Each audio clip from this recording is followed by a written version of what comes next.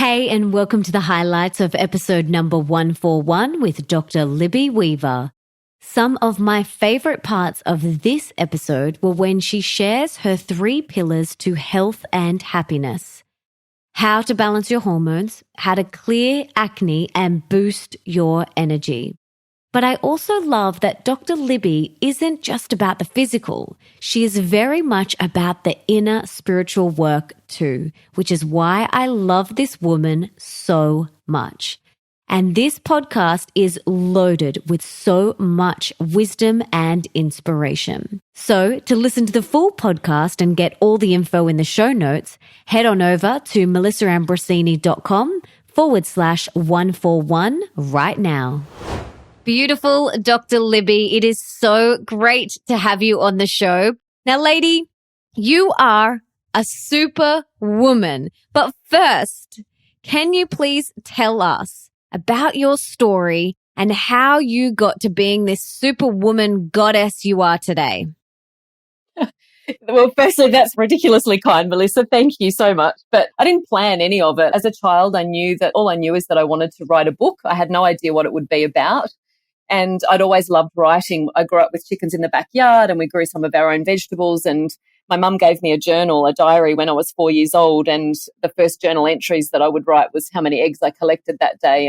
But that set me up to write each day from a really young age, which is something that I'll always be grateful for, that mum created that for me. So I've always loved writing. And then growing up, once I finished school, I originally studied journalism and then psychology.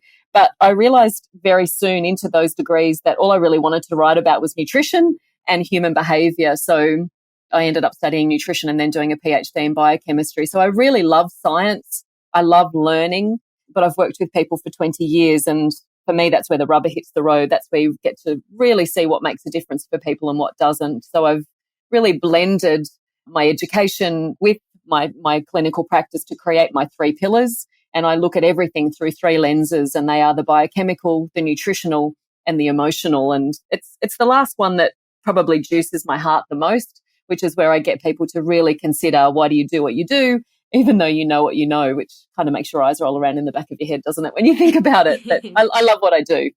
Can we talk about those 3 pillars? With pleasure. So the biochemical aspect of my work is where I look at the inner workings of everything. So I'll look at, for example, why someone might be producing excessive or constant amounts of stress hormones, adrenaline and cortisol. I'll look at what's happening with estrogen, progesterone, testosterone, prolactin, so some of the sex hormones. And if they are out of balance, why are they out of balance? I call myself the why girl. So I dig into why something isn't working properly. Another example might be thyroid conditions becoming more and more common. So from a biochemical perspective, if someone has evidence that their body has symptoms of their thyroid not working properly, I'm going to try and work out why. So someone's thyroid perhaps won't work effectively if they are iodine deficient, so they're not getting enough iodine in their diet each day. Or for other people, their thyroid doesn't work effectively when there has been long-term what I call estrogen dominance, so too much estrogen in the second half of their menstrual cycle compared to progesterone. So the reason that I focus so much on the why is the road that creates a health challenge, or the road that's created altered biochemistry, needs to be understood, because that's the road we then have to take out of it. So, for example, if someone's thyroid isn't working properly because of an iodine deficiency, if that person then gets the right amount of iodine for them, their thyroid function is likely to improve. Whereas if their thyroid isn't working properly because of long-term estrogen dominance, then no amount of iodine is going to fix that. Correcting the estrogen dominance will. So that's what I mean by a biochemical approach. It's where we go in and work out what's changed and why.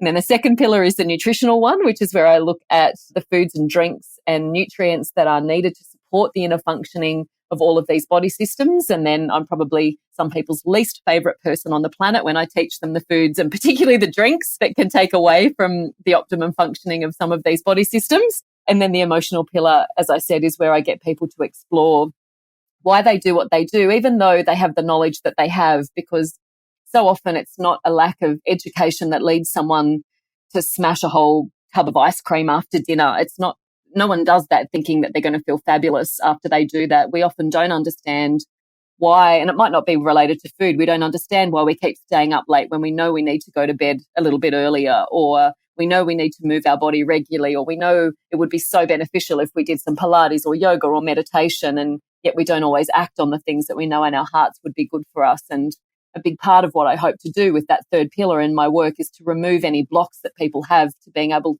to look after themselves. And most of that comes back to their perception of their worth and how loved they are. So it's pretty delicious, that third pillar. So why are our hormones so out of balance? And how can we begin to rebalance them right now? Aren't they just the most common questions we hear these days? I actually surveyed my email list recently, and that's what people wanted to know about as well, was hormones. And I'm actually just kicking off a tour of Australia and New Zealand at the moment called The Hormone Factor to address all of that. So it's common, but it's not normal, where our periods should just show up each month and not cause us grief. And as you mentioned, for a lot of women now, they're either irregular or they're missing, or they can be really problematic and really heavy and clotty and painful and cause all sorts of mood swings in the lead up to them, immense irritability or intense sadness, sometimes in the same hour. And we can forget why. And yeah, so it's very common. So why is this happening? A couple of points to make. So in the first half of the cycle, estrogen is designed to be dominant, and estrogen, the dominant sex hormone, and estrogen wants a menstruating female to get pregnant every single month of her life, whether that's on her agenda or not. Then the other main sex hormone at that time is progesterone, but in the first half of the cycle, we only make it from our adrenal glands, which sit just on top of our kidneys, and they are also where we make our stress hormones from, adrenaline and cortisol. So progesterone is a beautiful hormone. It plays a lot of roles biologically, though, not just in reproduction. So it's a very powerful anti-anxiety agent. It's an antidepressant, and it's a diuretic. So it allows us to get rid of excess fluid. And in the first half of the cycle, as I said, we just make a small amount from the adrenal glands. But because the adrenals are also where we make our stress hormones from, adrenaline and cortisol, historically, adrenaline has always communicated to the body that our life is in danger. And cortisol communicates to the body that there's no food left in the world. That's what those hormones have always meant to us. And in modern times, even though those messages aren't necessarily accurate, the body still interprets them that way. So these days we tend to make adrenaline. Everyone block your ears right now, because we make adrenaline when we consume caffeine and because of our perception of pressure and urgency. And I chose the word perception there on purpose. So we're relatively safe. But when we make adrenaline, because of our lifestyle these days, it still says to the body that our life's in danger. And because for a woman, her body links progesterone to fertility, the last thing your body wants for you is to bring a baby into a world where it thinks you're not safe and there's no food, which is what those stress hormones are communicating. So the body thinks it's doing you a big favor by shutting down that adrenal production of progesterone. So what can we do to start to bring that regulatory system back into balance? So when it comes to the adrenals, it's actually, we need to firstly work out why we're producing so many stress hormones and then start to make some changes to that. So initially, I would always say to someone, tell me what stresses you out. So please know for the next 5 minutes or 3 minutes, I'm not talking about trauma. I'm talking about everyday stresses, that things that people will say to me stress them out each day. So that might be an email inbox that's overwhelming, a to-do list that's never all crossed off, or running late. So just everyday things. So if someone says, I'm so stressed all the time, I'll say, tell me why. And they might say, I just run late all the time and it really bothers me. I feel like I'm disrespecting people, but I just can't seem to get organized and get somewhere on time. So what I will usually get people to do is to consider whether they're using the word stress as a replacement for fear. Because it's almost, I think, as if stress has become the achiever's word for fear. It just would be totally weird if we walked around going, I'm really terrified of running late, or I'm really scared of my emails, or whatever it is. We don't tend to use those language patterns. So people say, I'm really stressed out. But if our stress, these everyday stresses, if they offer us insight into what we're actually frightened of, when you pull the curtain back on the everyday things that stress you out, what you'll see is that what stresses most people out is what other people think of them. And if you can see that you're worrying that because you're going to run late, you're worried that that person's going to think that you're not respecting their time, or that you're not thoughtful or kind, or you can address it in a different way. I feel that as we grow up, we create an identity for ourselves. And I often describe it, it's as if we've got a word plastered across our forehead. And it's a word that is so important to us, that we have so highly linked to our identity, that it's so important to us that we're seen in that way. So let's talk about skin now, because this is, again, something that I hear a lot of women complain about and struggle with. I personally have had acne. I have had eczema and hives and cold sores all over my face in the past. And to be honest, it was not fun, and it really squashed my confidence and my self-worth. So why are we getting acne in the first place, and what can we do about it? Acne has a lot of different prongs to it, and it is very different to the formation of pimples. So with acne, quite often what sets it off is a change in the amount of sex hormones in the blood. So, which is one of the reasons why the onset of it is quite often during puberty for both boys and girls. But obviously it can continue into adulthood. So when there's a surge of sex hormones, that increases sebum production in the skin. So with that increase in sebum production, the bacteria that naturally live all over us on the surface of our skin, they've suddenly got a lot more to feed on. And so when they've got more food, they multiply and replicate a lot more rapidly. So then bacterial numbers start to increase. And as you start to notice little pustules start to form, for a lot of people, they think in their mind, I need to clean my skin, I need to scrub my skin. But the problem with that is that you then disrupt what's called the acid mantle, that is actually the protective layer on the outside of our whole body. And it's called the acid mantle for a reason, that the acid part of it, the pH of the outside of the body actually needs to be in the acidic end of the range, so that these bacteria can't penetrate. It's part of our immune system. It's part of how we protect ourselves from these bugs getting inside of us. So a big part of, and we touched on this just momentarily when we were talking about estrogen earlier, it's actually the responsibility of the liver to take sex hormones once they've done their job in the body for a period of time. It's the liver's job to take those sex hormones and alter them, so change their structure ever so slightly. And we then end up incorporating those sex hormones predominantly into our fecal matter, and then we eliminate them from our body. But if the liver is overwhelmed because we're choosing far too many highly processed and refined foods, we drink too much alcohol, we're exposed to too many pollutants, so whatever it is that the liver is actually having to deal with, it quite often won't have the space or the resources available to it to change these sex hormones efficiently enough and quickly enough to clear them from our body. So they end up staying in the blood, which is what then gives the bacteria more to feed on. So to begin to break the vicious cycle, there needs to be a big focus on digestion and the quality of what the person is eating. There's quite often needs to be a big focus on supporting the liver. It's 2 detoxification pathways, phase 1 and phase 2 they're called, which involves eating plenty of vegetables, particularly those brassica family of vegetables, the broccoli, cauliflower, kale, Brussels sprouts, so that the clearance from the body is effective. And quite often additional zinc is needed. Zinc is needed for wound healing. It's also needed in the biochemical pathways that convert sex hormones further along their road. So focus on digestion, liver, and quite often zinc. Additional zinc is needed. So what can we do to boost our energy? I think one of the reasons you jump out of bed is because you live life according to your values. You live life sharing your great gifts with the world. And I feel like that is a huge part of energy that is not talked about enough. As far as the insides go, though, there are little energy producing units inside the majority of the cells that make up our body, and they're called mitochondria. And the way I get people to visualize it is that every circle, every little cell that makes you up, there's a mouse on an exercise bike. And because of the era that I grew up in, for some reason, when I visualize this, the mouse is wearing a fluorescent leotard, which is highly unflattering. And so he pedals really, really quickly inside our cells to generate energy. So that's the mitochondria, is the little mouse. And from the age of 30 onwards, if we don't do something to maintain our muscle mass, we start to lose muscle mass. And the way to visualize that is we still have the mouse inside the cell, but it's as if he gets too skinny and his little leotard starts to hang off him. He loses his pedal power.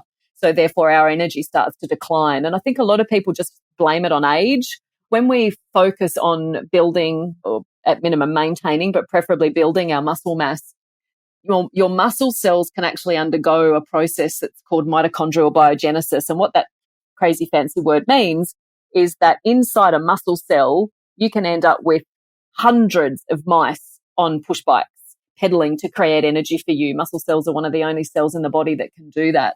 So in other words, when we foster good muscle mass within ourselves, we end up with usually far more mitochondria to generate energy for us. So another great tip for energy, I think, is to really focus on across your whole lifetime maintaining, but preferably building your muscle mass. So I think that's very important. Iron is a nutrient that's incredibly important for energy, and women across the menstruation years, 20 to 30% of them, certainly in Australia and New Zealand, are iron deficient.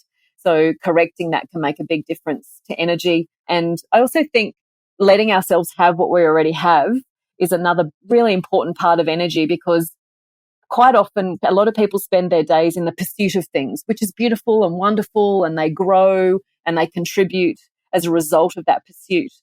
However, sometimes when we pursue things, we miss what's here already, and we need to let ourselves have what we already have. And you talk a lot about what I call mastering your inner mean girl. And you talk about letting go of comparison and trusting in your own innate abilities, beliefs, and values. So why is this so important? Not that long ago, I think probably we cared about what maybe 5 or 10 people thought of us, but it was a handful of people. Whereas now, I think for so many people, they care about what thousands of people think of them, and a lot of them are strangers. They've never met them. And obviously social media has a lot of benefits, but I think that's one of its drawbacks. And we don't realize, I think, sometimes that when we're scrolling through images, we might just be thinking, oh, that's lovely, or that's pretty, or wow, that's amazing. And we're not necessarily noticing or taking in a conscious way that photos might have been altered in any way or filtered in any way. And we don't, because we're not consciously perhaps aware of that, especially younger people who have grown up with filters and Photoshop just being part of normal life, we can forget that that's gone on. And so what you start to see, you start to think, well, that's normal, or that's how I'm supposed to look. And it may not be attainable in nature.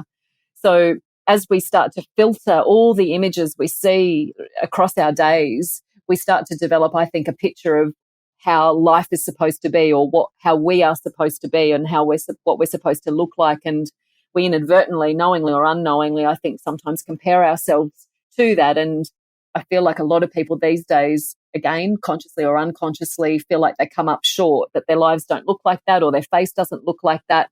And that breaks my heart, because when you live every day with an unconscious belief that you're not okay the way that you are, that you're not enough, you're not good enough, you're not pretty enough, you're not smart enough, you're not tall enough, you're not loud enough, you're not quiet enough, just whatever your not enough thing is, it changes every experience you have, the information you take in the world, the way you perceive yourself, the way you communicate. Every choice you make, you see it through the lens of I'm not good enough. But I think there needs to be a lot more transparency. I think there needs to be a lot more authentic and honest conversations for women of all ages, but I think particularly for younger women who may not necessarily consciously know that what they see is not attainable in nature, and to help people get back in touch with the light that's inside them, rather than thinking that beauty is something that happens on the outside. It's that magical, beautiful, precious light within. Absolutely. And if, people just realized just how much of a gift they are and how much of a miracle they are, just simply being here, breathing, your heart beating, like that is a freaking miracle. Yet we forget, We completely forget.